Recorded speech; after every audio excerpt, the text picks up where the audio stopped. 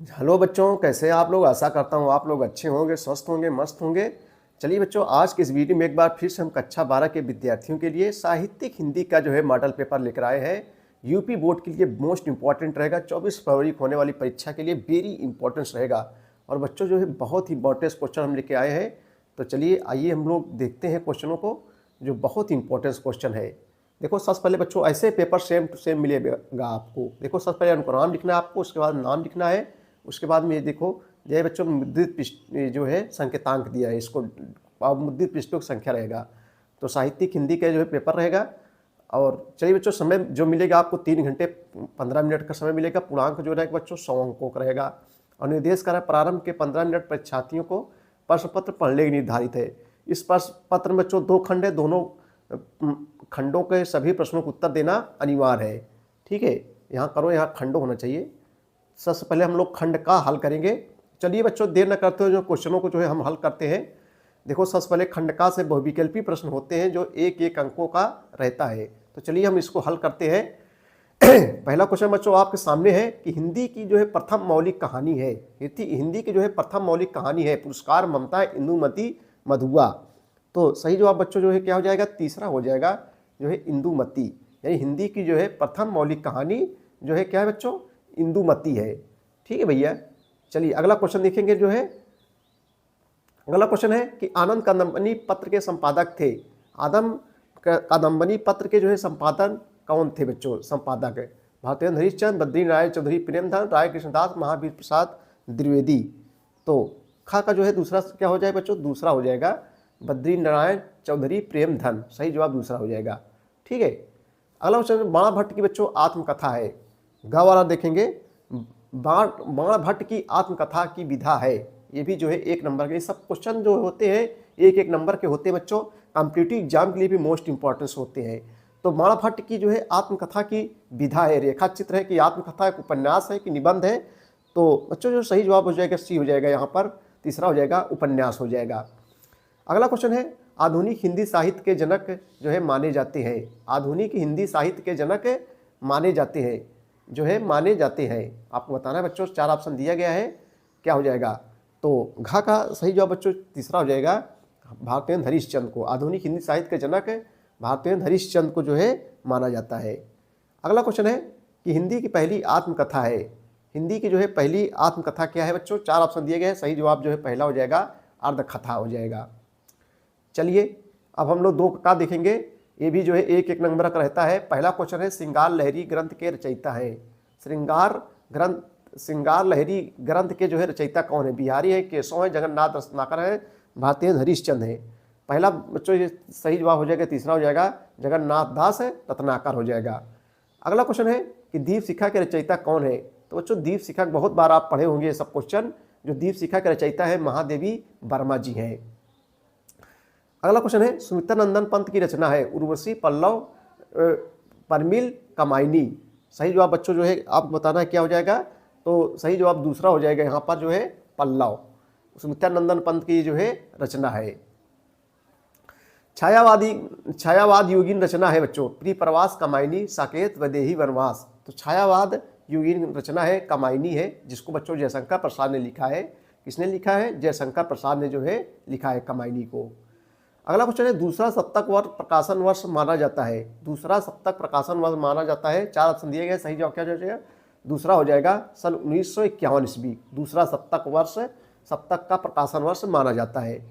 चलिए अब हम लोग तीसरे क्वेश्चन की ओर चलेंगे बच्चों। तीसरा क्वेश्चन जो है गद्यांश पर आधारित क्वेश्चन रहते हैं और 10 अंकों का जो है रहता है। कितने अंकों का, 10 अंकों का। तो चलिए इसको बच्चों हम लोग हल करते हैं। गद्यांश से दिया रहेगा और उसे बच्चों जो क्वेश्चन होते हैं गद्यांश का उसी में पढ़ेंगे आप, तो पूरा उत्तर उसी में आपको मिल जाएगा। देखो मुझे मानव जात की दुर्दम निर्मम धारा के हजारों वर्ष का रूप साफ दिखाई दे रहा है।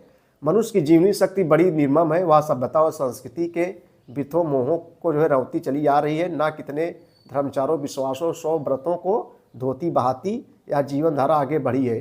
संघर्षों से मनुष्य ने कई शक्ति पाई है। हमारे सामने समाज का आज जो रूप है वह न जाने कितने ग्रहण और त्याग का रूप है। देश और जाति के विशुद्ध संस्कृति केवल बात की बात है, जब कुछ में मिलावट है सब कुछ अविशुद्ध है, शुद्ध है केवल मनुष्य का दुर्लभ निजीविषा, जीने की इच्छा। वह गंगा की अबाधित अनाहत धारा के समान सब कुछ को हजम करने के बाद भी पवित्र है।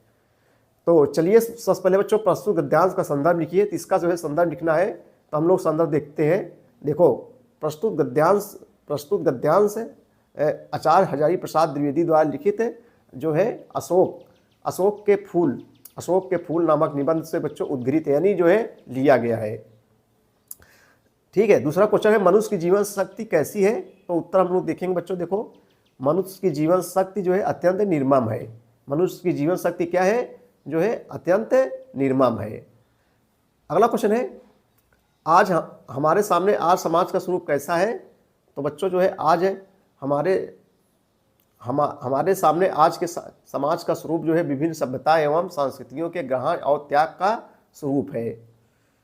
चौथा क्वेश्चन है कि लेखक ने मनुष्य की जीविका को किस रूप में प्रस्तुत किया है? तो लेखक ने जो है मनुष्य की जीविका को शुद्धता एवं पवित्रता के रूप में जो है प्रस्तुत किया है। अब उसके बाद बच्चों तो क्या है, रेखांकित अंश की जो है व्याख्या कीजिए। रेखांकित अंश की व्याख्या बच्चों जो रेखाएं खींची गई है, देखो जो रेखाएं खींची गई है जहाँ से वही सूची की व्याख्या करना है। ठीक है, नहीं आ रहा है तो जहाँ से रेखाएं खींची गई उसी को उतार दीजिए, आपको कुछ न कुछ उत्तर जो है मिल जाएगा, जो है अंक मिल जाएगा।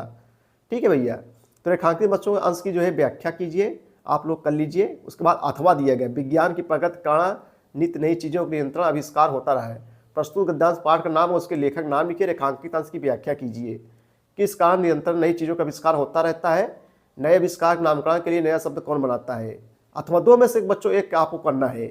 ठीक है, तो चलिए अगला क्वेश्चन देखेंगे। 4 नंबर निम्नलिखित पद्यांश पर आधारित प्रश्नों के उत्तर दीजिए। अभी तो गद्यांश हुआ था, अब पद्यांश, ये भी जो है 10 अंकों का रहता है।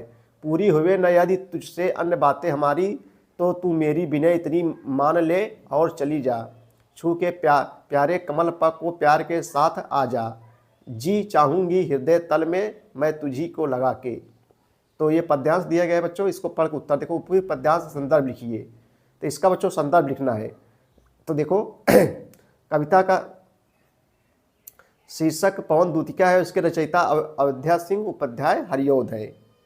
कविता का शीर्षक पवन दूतिका और रचयिता जो है अयोध्या सिंह उपाध्याय हरिऔध है। उसके बाद में है नायिका किससे और क्या विनती कर रही है? तो नाविका या नाविका हो गया, नायिका होना चाहिए बच्चों, यहाँ नायिका अपना लीजिए। देखो नायिका पवन से विनती कर रही है कि तुम मेरे प्रीतम के पास चली जाओ और प्यार से उनके कमल रूपी चरण छूकर मेरे पास चले आओ। अगला क्वेश्चन है कि नायिका पवन को किसके कमल पग को छूकर आने के लिए कह रही है? तो नायिका पवन को अपने प्रीतम के कमल रूपी चरणों को छूकर आने के लिए कह रही है।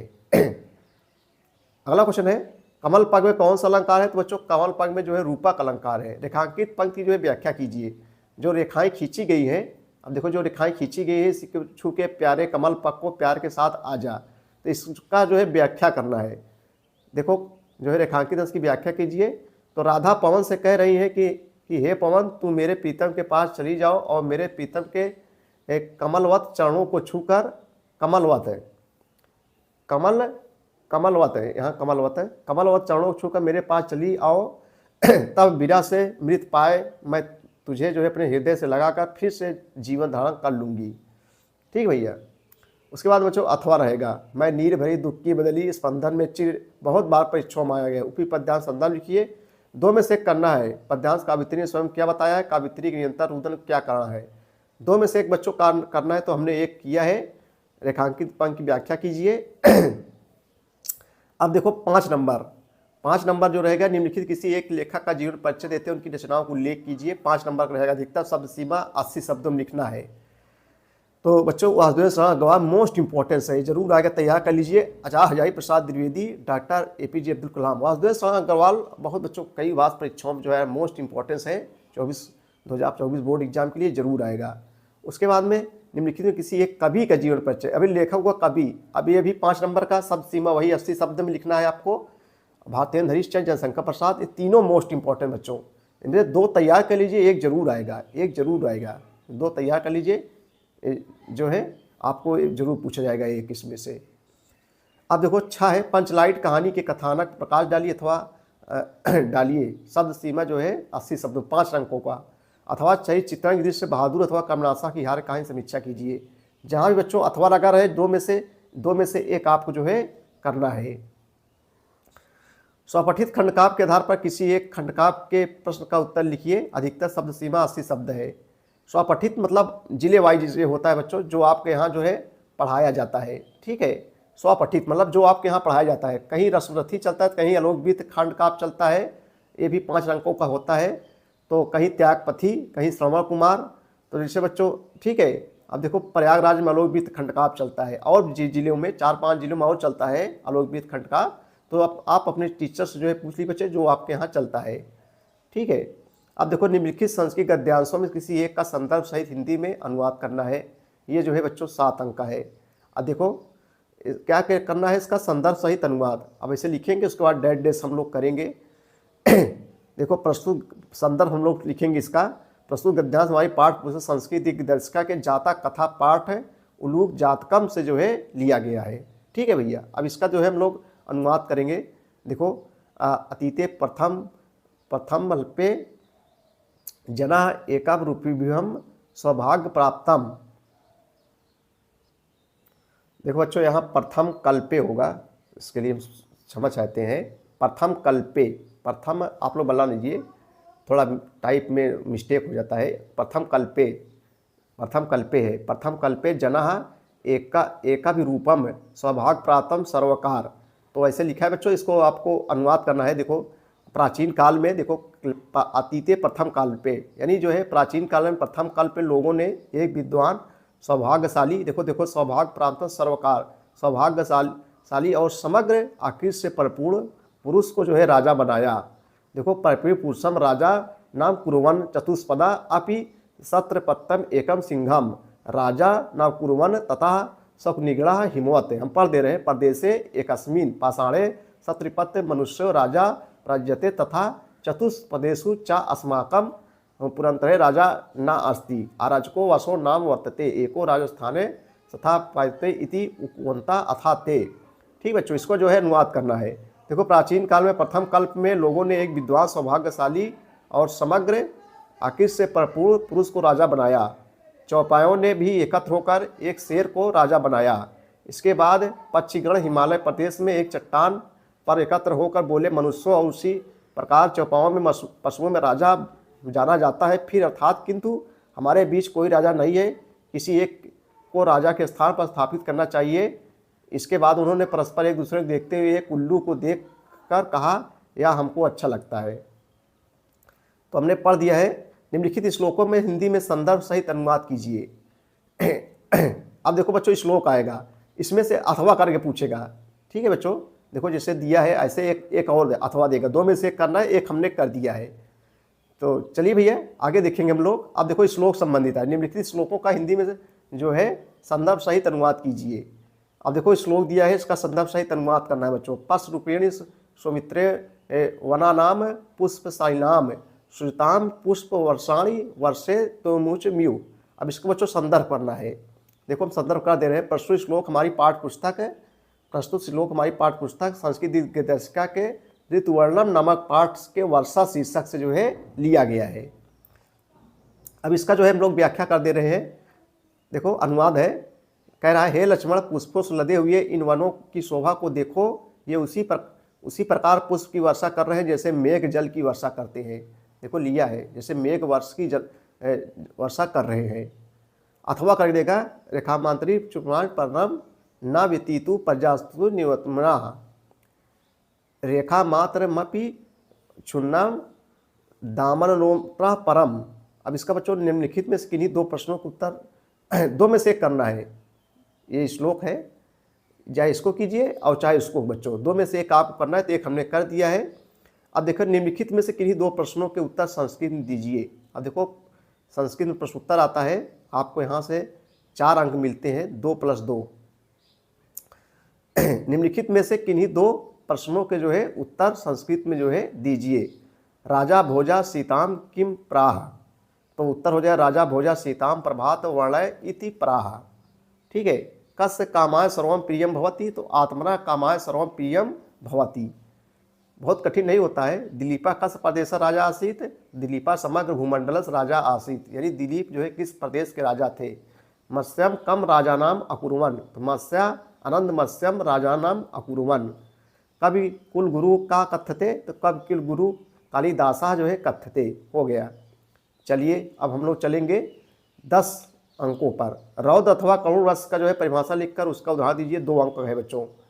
अनुप्रांश अथवा उत्प्रेक्षा अलंकार को उदाहरण परिभाषा दीजिए। पढ़ाएं इसको हम लोग। सोठा अथवा लोला छंद को परिभाषित करते हुए उसका जो है एक उदाहरण लीजिए। 2 अंकों का रहता है, ये तैयार कर लीजिए। इसमें से बच्चों मोस्ट इंपॉर्टेंस है, जान लीजिए 24 फरवरी के लिए। अभी 11 नंबर में जो रहेगा निम्नलिखित में किसी एक विषय पर निबंध लिखिए। निबंध बच्चों अपने मन से आप लोग लिख सकते हैं, चाहे कितना बड़ा हो। जैसे बेरोजगारी इसमें बहुत तेजी से फैल रही है, क्योंकि जनसंख्या बहुत तेजी से बढ़ रही है, इसलिए बेरोजगारी बच्चों आएगा। हर एक क्षेत्रों में बेरोजगारी देखने को मिलती है, चाहे शिक्षा क्षेत्र में हो, चाहे जिस क्षेत्र में हो, हर क्षेत्र में जो है बेरोजगारी है। चाहे रोजगार में या धंधे उद्योग धंधों में, सब में जगह जो है बेरोजगारी है, क्योंकि जनसंख्या बच्चों बहुत तेजी से बढ़ रही है। तो आप इसको जो है बना के आप लिख लेंगे, कोई दिक्कत नहीं, 9 अंक मिलेगा आपको। वन संरक्षण, वनों को बच्चों बचाना बहुत जरूरी है, क्योंकि ज़्यादा से ज़्यादा पेड़ पौधे लगाइए। पर्यावरण प्रदूषण, बस वही जो वनों कटाई हो रही है उसकी कारण सब हो रहा है। तो ये भी जीवन में सदाचार की उपयोगिता सब मोस्ट इम्पोर्टेंस है बच्चों। देश प्रेम, तो इसमें वन संरक्षण और पर्यावरण ये हर वर्ष आता है। बेरोजगारी वगैरह, अब भ्रष्टाचार में भी आता है, तो तैयार कर लीजिए बच्चों। अब देखो 1-1 नंबर का आता है, संधि विच्छेद आता है, संधि वगैरह आती है। जैसे दिया गया है नए धन अका की संधि विच्छेद क्या हो जाएगा, तो नायका हो गया, आयाद संधि है, ये 1 नंबर का है। उसके बाद तद धन लीना बराबर तल लीना, सही जवाब बच्चों का हो जाएगा। ठीक है। उसके बाद में है पौना का संधि विच्छेद क्या हो जाएगा, तो इसका विच्छेद बच्चों जो है क्या हो जाएगा, देखो हो जाएगा इसका जो है सही जवाब क्या हो जाएगा बच्चों, पो धन अना बराबर पवना। यथा अगला क्वेश्चन है 1-1 नंबर का। यथाशक्ति में कौन समास है, तो बच्चों अव्ययी भाव समास। यथाशक्ति में जो है कौन समास है, अव्ययी भाव समास, 1 नंबर मिल जाएगा। महादेव में समास है, महादेव में बच्चों जो है कौन सा समास है, तो महादेव में जो है कर्मधारय समास है। सही जवाब बच्चों जो है यहाँ पर खा हो जाएगा। चलिए अगला क्वेश्चन देखेंगे। 13 नंबर जो है ये 8 नंबर का रहता है। नवीन राशन कार्ड बनाने तो जिला पूर्व विद्यालय एक पत्र से संबंधित क्वेश्चन रहता है, अथवा बैंक में खाता खोलने के लिए बैंक प्रबंधक को जो है प्रार्थना पत्र लिखिए। इसको हमने बच्चों पढ़ाया है, सब जो है जितने भी पत्र संबंधी क्वेश्चन है सब हमने पढ़ाया है। अब चलो अगला क्वेश्चन देखेंगे जो प्रत्यय संबंधित रहता है 1-1 नंबर का। 14 नंबर, गत्वा शब्द प्रयुक्त प्रत्यय कौन सा है, तो सही जवाब बच्चों जो हो जाएगा गा हो जाएगा, कत्वा प्रत्यय है यहाँ पर। उसके बाद में है मतिमान शब्द में प्रत्यय, तो सही जवाब हो जाएगा मातुप, यहाँ सही जवाब जो है का हो जाएगा। चलिए अब खा देखेंगे। रेखांकित पदों में किसी एक पद में विभक्ति तथा संबंधित नियम का जो है बच्चों उल्लेख कीजिए। देखो यहाँ से 2 अंक आपको जो है मिलेगा। तो देखो जैसे दिया गया पहला है सा कर्णेन बधिरा हुआ, कान से बहरा है, तो इसमें बच्चों क्या हो जाएगा, तृतीया विभक्ति है, इसमें जो है तृतीया विभक्ति है। और उसके बाद में जो नियम है यनेंग विकारा रामा विद्यालय प्रतीयति, इसमें बच्चों द्वितीया विभक्ति है। इसमें कौन सा द्वितीया विभक्ति है, और इसमें जो नियम लगता है कौन, अभिता है, अभिता रहता है, अभिता परिता, अभिता जो है परिता, अभिता परिता। और उसके बाद में है समया निक्सा हा प्रतियोगे अपि, हा प्रतियोगे अपि। ठीक है भैया, उसमें इसी में वही लगेगा, इसमें भी वही लगेगा नियम। और इसमें भी कौन सा संधि है बच्चों, द्वितीया विभक्ति है। कौन सी विभक्ति है इसमें, द्वितीया विभक्ति है। इसमें भी द्वितीया विभक्ति है, इसमें भी द्वितीया विभक्ति। और नियम क्या रहेगा बच्चों, वही अभिता परिता समया निक्सा हा प्रतियोगे अपि, हा प्रतियोगे अपि, यही नियम जो है रहेगा इसमें। ठीक है भैया। तो बच्चों इस प्रकार जो है क्वेश्चन जो है पूछे जाएंगे बोर्ड की परीक्षाओं में। वीडियो देखने के लिए बहुत बहुत धन्यवाद। Thank you.